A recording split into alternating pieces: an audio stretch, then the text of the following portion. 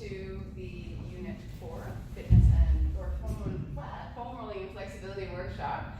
My name is Christina Januszewski. In case you don't know how to spell my name, or say my name I should say, that is the pronunciation of it, Januszewski. Everyone asks me how we pronounce that name, and so that's just in case you want to try and pronounce it properly. So today we are going to be focusing on the importance of fascia and how it affects the muscular system, in specifics, the pelvic floor muscles. So as we've discussed in previous workshops, the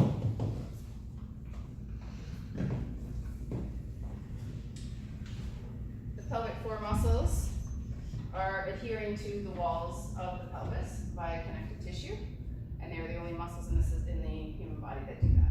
Okay, so we're going to talk about that and why connective tissue is so important and how it influences the pelvic floor.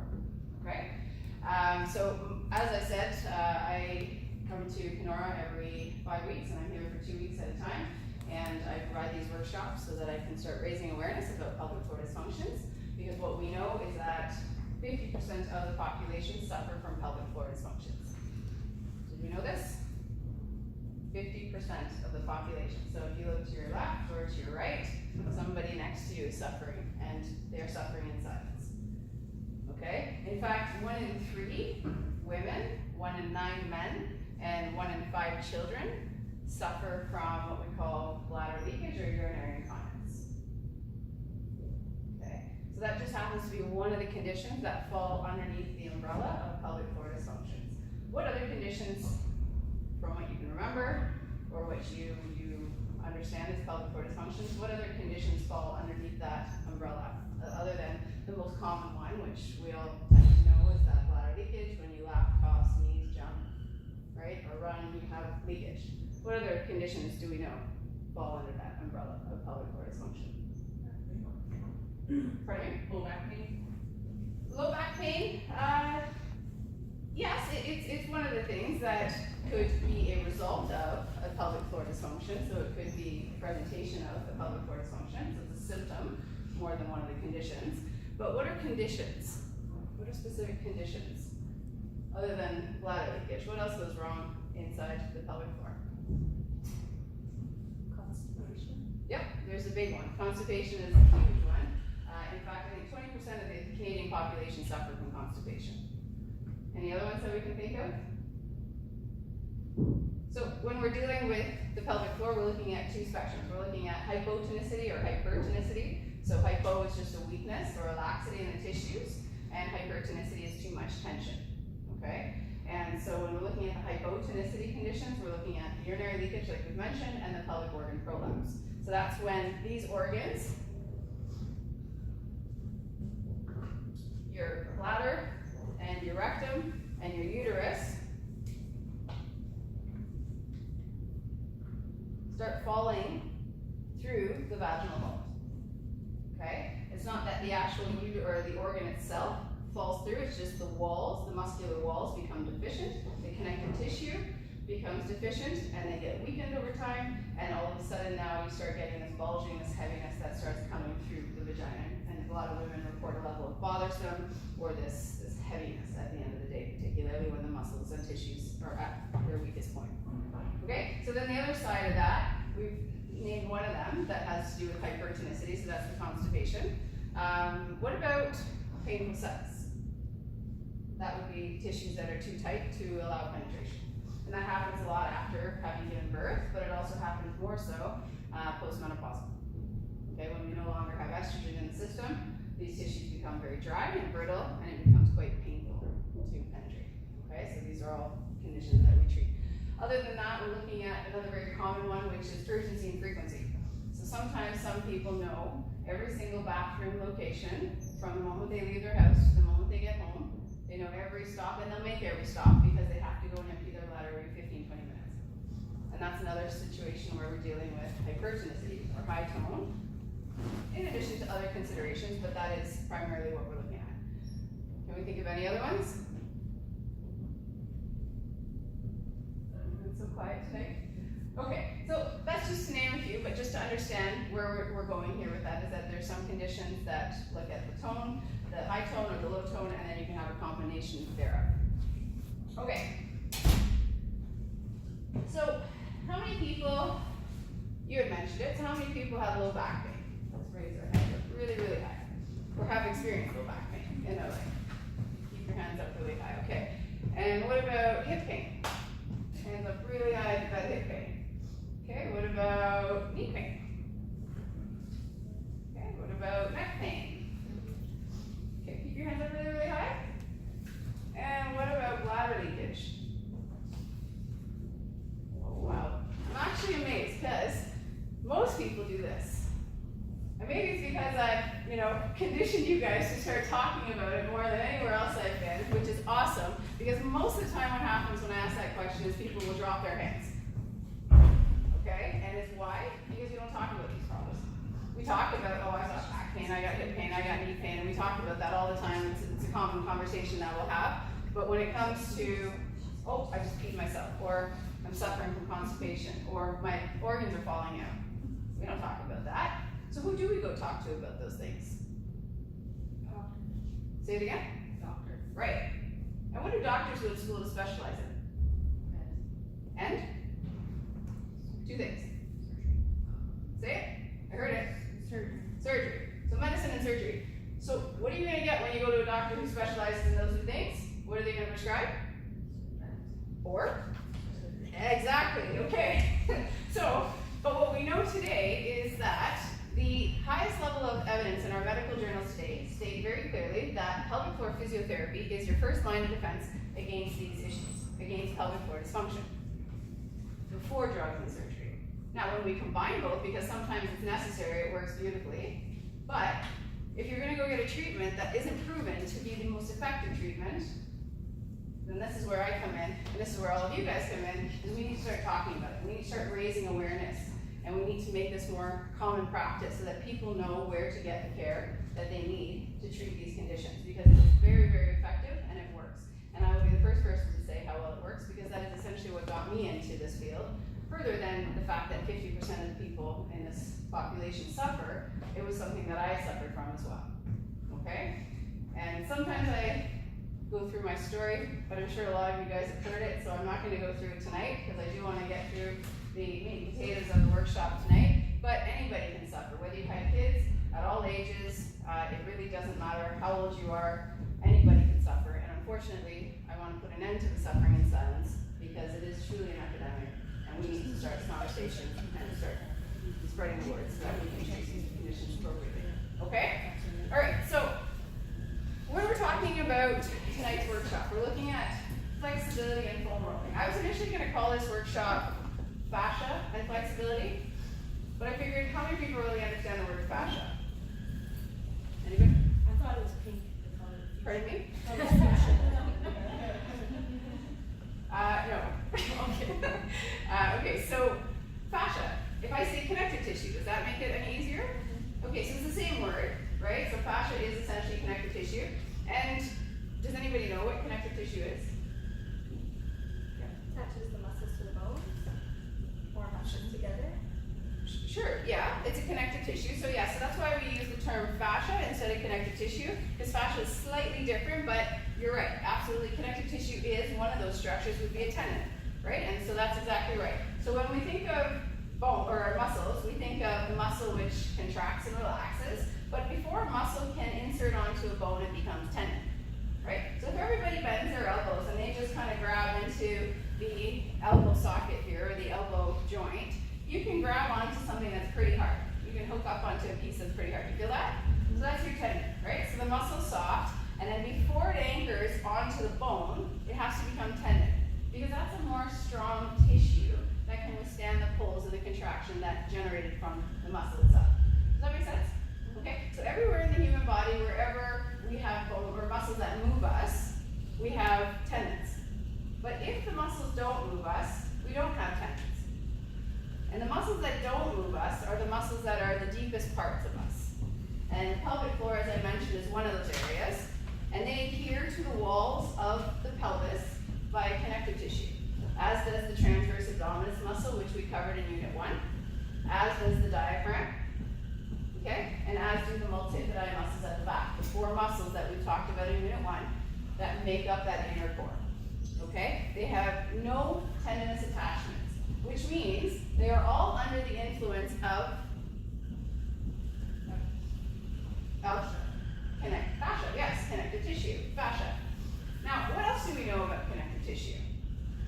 Well, recently, the latest studies on connective tissue, we used to think it was that piece of, that shiny meat on chicken that you guys have probably seen before, and we just take it out and throw it away. Right. Well, now it is the star player in the human body because it has over 100 million neural connections, which means it responds to environmental stresses or any changes in our environment dramatically.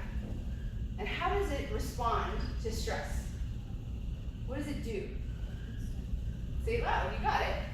It tightens, right. It shrink wraps. Okay? So if you've ever experienced stress in your life, no one? So if you've ever experienced stress in your life, this tissue tightens. And if you've ever experienced more stress than once in your lifetime, then it tightens again. And if you never learn how to let it go or release it, then you get in this perpetual state of tension, and you can't compare what it actually feels like to be relaxed. Because all you know is this growing level of tension that continues on a day-to-day. Okay? So that's why it's so important to learn tools, such as foam rolling, that allow you to experience that release. To allow you to experience the difference between tension and relaxation. And so what we're going to do today is we're going to go through a routine, a stretching routine, okay? And then after that routine, we're going to do some foam rolling. And then after the foam rolling, we're going to go back through that stretching routine. And I want you guys to experience the difference in the stretching routine. How well do you move through the routine after you release the connective tissue? So take note of how you feel before and after, okay? So consumer comparison. All right, so at this time, I'm going to encourage you to take out your cameras or on your phones if you have so that you can record the routine, because I'm going to go through it in its entirety before we go and break it down one at a time.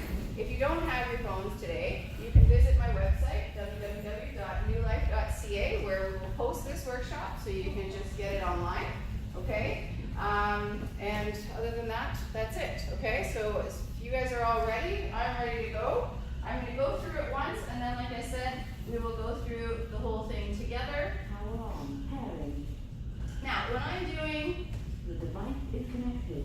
a stretch routine, a lot of people don't always consider it fun. But for me, it's a way to move and dance is basically expressed in any form. You don't necessarily need to be doing, salsa or what have you, or ballet. It could just simply be how you choose to move. So for me, when I put my routine together, this is just a fun way for me to stretch, and I just flow through it, okay?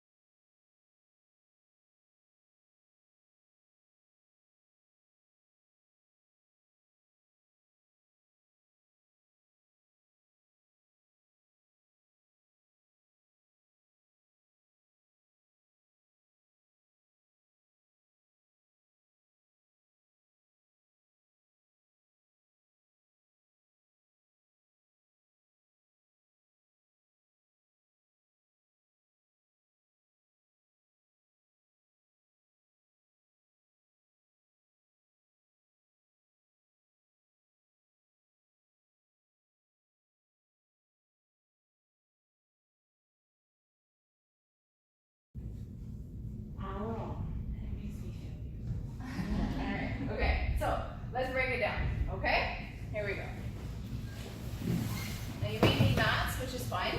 Some people might find it hard to roll on the back a little bit or kneel.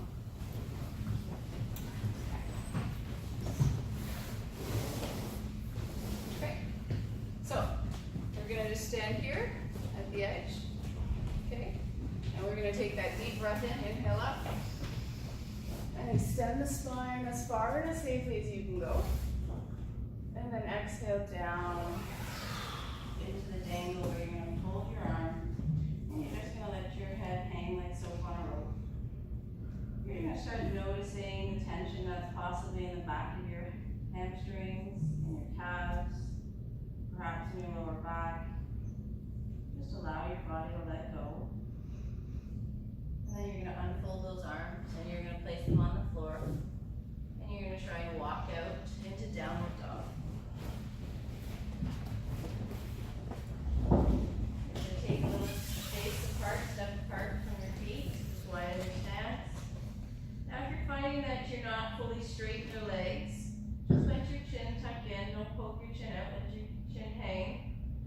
Just bend one knee and drive the heel of the opposing leg into the floor, straightening that leg out. And then switch. And switch. Noticing the tension. Switch. Now we're going to hold the left leg bent. We're going to bring it up into scorpion pose. And you're going to transfer the weight. The left leg is up, so you're transferring the weight to the right arm, opening up those hips, and try and straighten the leg and bend the leg. Straighten the leg and bend the leg. And then when it's bent, you're just going to bring it through all the way into runner's pose. Now, when we get to runner's pose, all the weight is in the heel and the front leg, the arms are inside, and you're still not resting on your back leg. Okay? Now we're going to try to go down to the ground. If you can't go with your inside arm, try with your outside arm. If you can make it down on both elbows, great. Remember, the weight has to stay in the heel. And then we're just going to tip to the side, and we're just going to let the leg fall down. Good. Okay, and then back to center. And then you're going to drop that back knee into the ground, and you're going to push off your front leg. Now, what you want to avoid is being at 90 degrees here. You've got to really push through. Make sure that you feel that stretch in that back leg. You're going to take the same arm of the back leg and you're going to lift it up to the ceiling. And you're going to grab that arm and pull it over. Perfect. Now here, let's focus on some pelvic floor and some deep breathing. So inhale, big belly breath. And exhale, tighten everything up. Pelvic floor, transverse abdominis. Inhale, big belly breath. And exhale, tighten it up. Good. We're going to bring our hands back down, and we're just going to sit back. Now when I was here, I started pulling and pushing. Take your foot off the gas pedal, and then push the gas pedal. You're going to feel increased tension. The idea is that you want to see if you can keep that leg long and straight. If you're having difficulties getting it straight, that's something you want to try and work on, okay? And our Unit 7 workshop will help improve your flexibility, because what you guys just witnessed there was the first time I could ever get into a left-sided split. Cool. And that is because of this new protocol that I've designed, and I'm excited to teach you guys all at the Level 7 workshop. Okay? So, now, from here, you're going to try and split out. As far as you can go.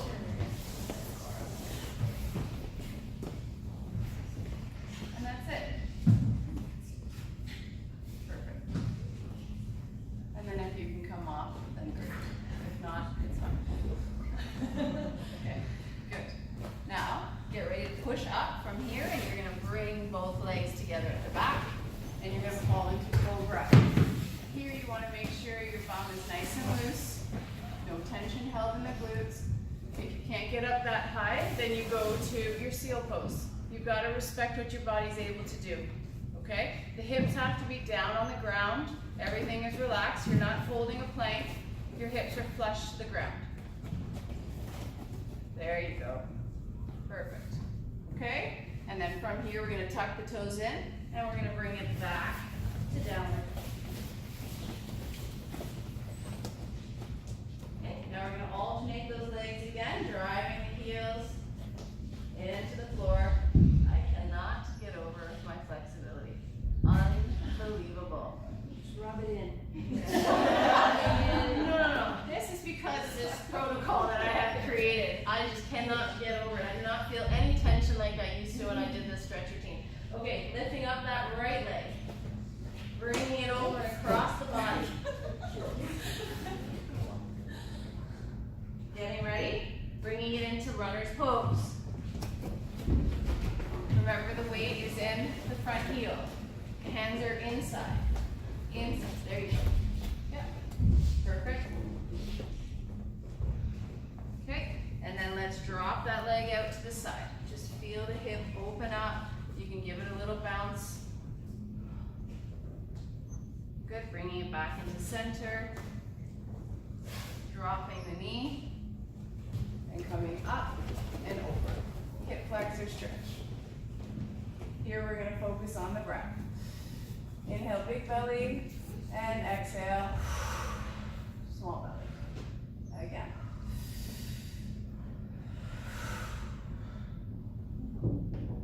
Good. And you're going to sit back, push and pull, push and pull. Good. And then stretch out.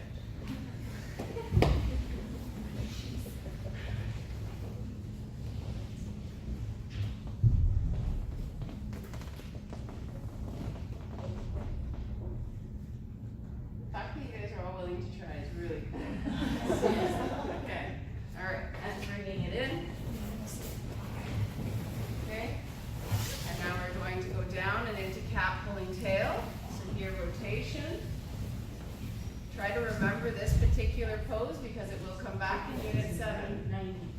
Yep.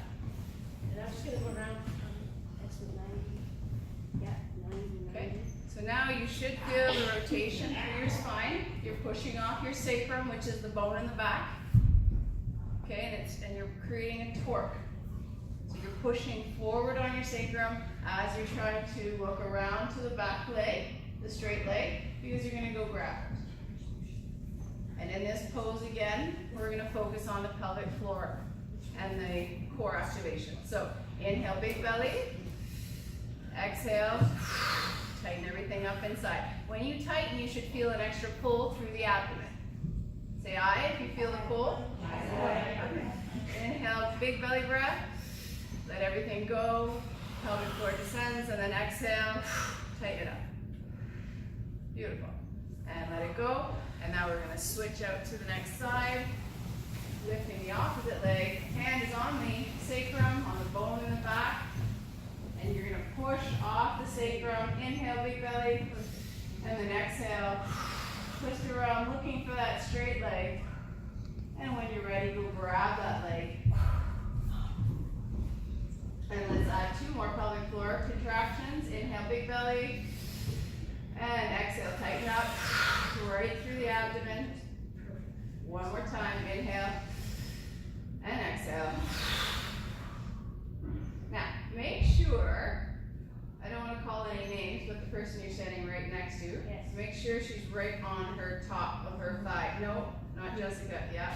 Make sure she's right on the top of her thigh. Yeah. Okay, and let it go. Bringing it back. Arm out, and then roll onto your backs. Now we're going into happy baby. You're going to grab the outside of your feet while the arms stay on the inside. Outside of the feet. Oh, yeah. You got it. And open up the feet as wide as they'll go apart from each other. Perfect. Now I'm going to show you a way that you guys can get these legs straight. Okay, so you're just gonna tip to the side. Tip to the side, and then try and open up one leg. Yep, you got it, and then try and straighten. That's it, bring it back, and then come back to center. And then tip to the other side, and then open up that leg. And then bring it back to center. You can try to do it in center, however, that's a little bit tougher. So if you're having a difficult time straightening out your legs in center, just use the tipping technique. Okay? Tipping technique makes it a little bit easier. It just changes the fascia that's pulling on these particular muscles. Okay, now let's bring it in together, and we're going to lift right up to the back. Now, ask yourself just one question. One question here, because this is unit 1 and unit 6, strengthening your inner core. Can you get your legs up and over without helping using your arms? Can you bring your bum up and over? If not, that's a weakness in your inner core. So you should be able to lift up and over, no problems. And if not, I highly recommend you register for Unit 1 and particularly Unit 6, strengthening your inner core. All right, so we grab the feet and we alternate the legs, one at a time. And try your best to get one leg straight and then the other. Remember, we're not sitting here on our backs and doing this. We're not sitting on the back, we're actually coming up and over into the full caterpillar. So what if we can't do that? So right now, that's fine, you can start here. Okay, but your back should have the flexibility to go this way. It should not just know that. It should also know the other way. Because the back knows this very well, but clearly it doesn't know that. So that's why this stretch is important, because this is not something we typically do on our day-to-day. True? All right, and then we bring it back down. And then we turn over again into Cobra. To reverse what we just did, the spine has to do both flexion and this is extension. Okay, we spend most of our day in flexion, so it's important to do extension. You can come back down. You can wiggle your bum out and just let it go. Let it be loosey-goosey. Let your bum relax. Let your back relax. And then try and go up again. Inhale. And then as you exhale, give it a little rotation. Couldn't fall into it. Inhale over the top. And exhale, fall into it. So extension and rotation are coupled movements. They go together. Okay, so it's important when you're doing sloppy push-ups or cobra poses that you add the rotary component to it. Okay, and now tuck the tail or the feet in and get ready, up, and then back into your downward dog. Walking all the way back into your dangle where you fold the arms and the knees and open up. Inhale, big belly, and bring that energy into heart center. Okay. All right, so now let's move into the foam rolling. You'll probably want to remove your shoes for this part. If you want, grab some water.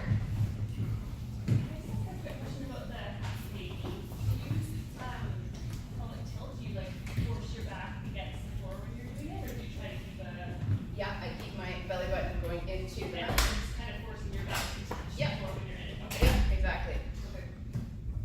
Because the tightness will pull, right? Yeah. Okay. Does anybody need an extra? You might want to use the PVC piping. Oh, you don't have an extra? Sorry. Okay. Yeah, take it. So the PVC piping ones are a little bit harder. That one looks like it's pretty hard though anyway. Yeah. Okay. Okay. So, can we try to find something to hold on to just for this one part. So you might just want to grab, I just don't want anybody falling, to the wall or to the bikes, whichever. So we're going to start from the feet. Okay, and you're just going to roll the bottom of your foot out. You're just going to go back and forth on that foot. Do we feel any tension? Now, if you're just kind of standing there and just rolling like this, you're probably not going to get a whole lot out of that unless you feel a lot of tension. Oh, one big thing here as we're going through this, you have to experience a 5 out of 10 tissue discomfort. When you're stretching, when you're doing, quite frankly, anything, because if you stay comfortable, you will not create change. Okay? So you have to go to an uncomfortable place to change your existing state. Alright? So if you're okay and you're feeling that 5 out of 10 discomfort and pressure, foam rolling is not supposed to be comfortable. It's actually supposed to be quite uncomfortable, and in fact, it can be quite painful at times if you have a lot of tension. So you have to learn how to breathe through it and try to just calm your tissues down with the power of your breath, and you'll see what happens is it just lets go. But you've got to build up a tolerance to it, okay? And you have to really utilize your breath for this particular type of connective tissue releasing. Okay? How many people feel some tension in the bottom of their feet? Say aye. Aye. Okay. And then let's switch it out. And just roll back and forth.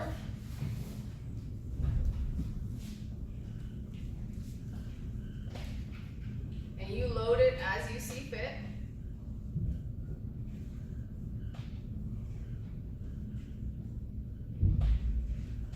Okay. All right. So now let's move on to the shins and the quads. Okay. So remember, we're trying to keep that 5 out of 10 tissue discomfort. Okay. We're going to use our breath not to respond to the pain, but to let it dissolve. Okay. So if you that hurts, then you're just feeding into it and you're not going to let it go. Okay. So you've got to be able to breathe through this. And also, there's a couple of things. When we're going into the releasing, there's a direct pressure, okay, that you add. But we also have to think it's not just pressure, it's also shearing side to side. So I pull side to side while I'm on that foam roller because we can't predict the orientation of fascia or connective tissue. So we have to go and explore where is it tight. And it's going to be different for everyone. So we have to go and explore ourselves. Okay? So let's get on to the shin. And you're going to load the shin by being directly over top of it in a squat. Yeah, like you're just kind of squatting directly over top of it. Because you have to have the appropriate load acting on that tissue. Once you find your 5 out of 10, you're in a good place. Okay? Now, shift. Slide that tissue sideways. That should increase some tension. Yes? Okay. And then slide it the other way. Okay? And then roll a little bit forward and back. And go and explore your own body. Come to discover it in a different way. And you're not here to judge the tension. You're just here to recognize it and become aware of it. The only way we can create change is by becoming aware that there is a problem that exists. So ignorance is not bliss. Especially not when we're trying to rehabilitate our bodies. Okay, now, the other thing with it is you have to move the joint. So you have to move the foot while you're on the trigger point. So you'll find a point that's tender. Try to move the foot in circles, up and down, like you're pushing on a gas pedal and taking your foot off. And then circle it around and find where those areas of tension are. And then go and explore a little bit higher, closer to the knee perhaps. And then just full rolls all the way up and down. And when you find your trigger point, hold it, slide left and right on it, and then move the foot. And see what you can do in terms of releasing the tissue, the connective tissue, the fascia. that is containing the muscle. Fascia is everywhere in the body. It divides and compartmentalizes the entire human body, all the tissues in the human body. So a muscle is going to be limited by its overall function if the container that holds it together is in a chronic state of tension. There's going to be reduced blood flow, oxygen to the tissues, and ultimately without oxygen to the tissue begins to atrophy or it shrinks, and then eventually cellular death occurs, and the muscle over time weakens more and more. Okay, now let's go to the quad. So on the quad, you're going to go right from the top of the kneecap, and you're going to roll all the way through. And it requires some upper body strength for sure, because you have to hold yourself in somewhat of a push-up. And you're going to go all the way through. And when you find a spot, what do? Shift, left, or right, and left. And then what happens? What joint do we move now? Our knee. Right, because we're not on the ankle anymore, right? So now, and you'll find them, and they're going to be quite painful. Now, the full range may not be possible initially. So right now, I'm just trying to get my foot off the floor, because I got a good one under here. And I'm going to breathe through it, and I'm going to try to break through it. I'm going to try to get my foot to move completely, or my knee to bend in its entirety. I'm not responding to the pain. I'm breathing through it, and I'm taking control of it. Take your time, it's not a race. Everybody is going to move and progress through this at their own speed.